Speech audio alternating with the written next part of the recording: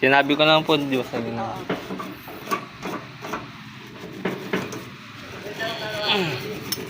Hindi, sinabi niya sa akin, 1,000 to 1,500 na. Ano? 1K hanggang 1,500. Turugs. Ganyan, road na. Turug. Ayan, no? Baka ako.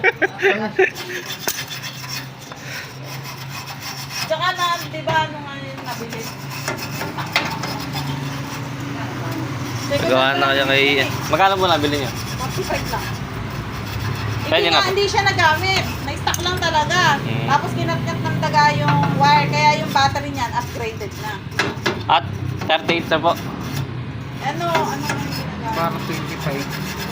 Wow. Pero 5 hours lang. Full na yan eh. So baka lithium eh. Pag yung original na charger gamit ko, 5 hours lang po. Ah, 25 amperes to.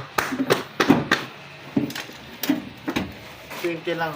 20 siguro yun nakalagay. 25 na nalagay.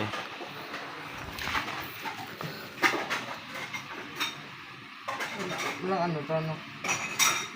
Ano? Wala. Basahan ko yun.